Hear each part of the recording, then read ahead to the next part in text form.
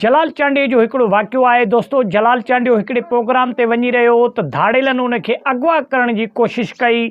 उहो छा मामिलो आहे तफ़सीली वीडियो में ॻाल्हि कंदासीं। ऐं जलाल चांडियो जंहिं होटल ते वेही चांहि वग़ैरह पीअंदो हुयो ऐं जिथे महफ़िल मचंदी हुई दोस्तो, उन होटल जो छा हींअर सूरत हाल आहे तफ़सीली वीडियो में ॻाल्हि कंदासीं। वीडियो किथां सुठो लॻे लाइक ऐं शेयर कयो, चैनल खे सब्सक्राइब कयो ऐं सुठो कमेंट ॾेई पंहिंजे राय जो इज़हार लाज़मी ॾींदा। दोस्तो तव्हांखे ख़बर आहे त ज़िलो दादू धाड़ेलनि जे हिसाब सां हिकु वॾो हारकाक रखे थो, नालो रखे थो त धाड़ेलनि जेको आहे सो ॾाढा हूंदा दादू ज़िले में। त दोस्तो जलाल चांडियो हिकिड़े ॾींहुं हिकिड़े काज ते वञी रहियो हो, ॻाइण जे लाइ प्रोग्राम हुयो जलाल चांडे जो।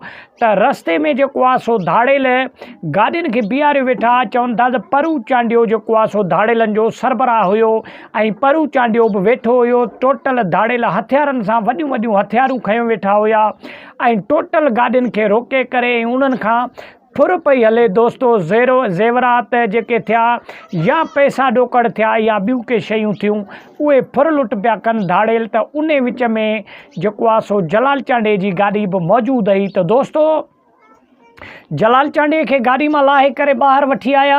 जलाल चांडे जो ड्राइवर दाहूं कंदे रहियो त भाई जलाल चांडियो आहे सिंध जो हिकु वॾो नालो आहे, असांखे छॾियो, असां वञूं पिया प्रोग्राम ते किथे। लेकिन पोइ बि जेको आहे सो धाड़ेलनि हिकु बि न ॿुधी जलाल चांडे जी।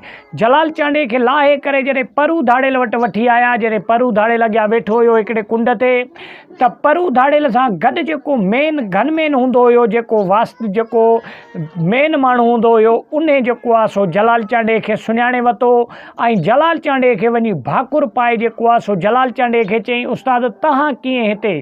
त जलाल चांडे पोइ उनखे चयो, चई असां प्रोग्राम में वञूं पिया त अहिड़े तरीक़े सां तव्हांजा माण्हू जेको आहे सो लाहे करे वठी आया आहिनि। पोइ जलाल चांडे वटि जे भाकुर पातो जेको आहे सो परू धाड़ेल जे हमरा, पोइ परूअ खे ॿुधाई त हे उस्ताद जलाल चांडियो आहे ऐं सिंध जो वॾो नालो आहे, हिन खे महिरबानी करे छॾियो त हे हितां हलियो वञे। पोइ वरी जलाल चांडे जॾहिं ॾिठो त हाणे मुंहिंजे वास्ते वारा निकिरी पिया आहिनि त कुझु अवाम जे लाइ बहितरी कयो वञा। पोइ जलाल चांडे हिननि जे आॾो इहो शर्त रखियो त मां न वेंदुसि अकेलो, महिरबानी करे हे जेके पोयां माण्हू बीठा हुन ग़रीबनि वीचारा इन्हनि खे बि छॾियो, इन्हनि सां गॾु ई मां वेंदुसि, इन्हनि खे न फुरियो। पोइ जलाल चांडे खे घणो सम्झाइण जी कोशिशि कयूं, लेकिन जलाल चांडियो पाण ख़बर अथव हमदर्द माण्हू हुयो।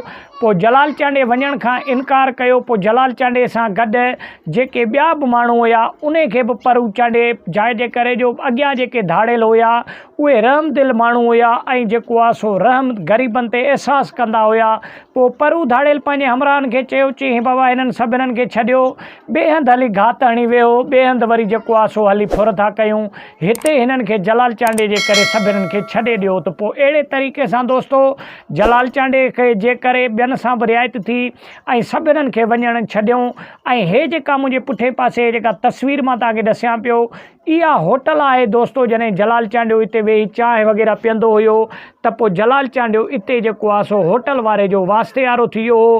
पोइ जलाल चांडियो जॾहिं हिन दुनिया मां वफ़ात करे वियो त पोइ हिन होटल वारे छा कयो, वॾा वॾा बैनर फ्लैग ठाहे ऐं वॾा वॾा फोटू बैनर ठाहे करे सॼे पंहिंजे होटल ते जलाल चांडे जा बैनर हणी छॾिया आहिनि दोस्तो। ऐं अॼु ताईं बि जलाल चांडे जा उहे बैनर इन होटल ते लॻल आहिनि। त वॾी महिरबानी, मिलंदा।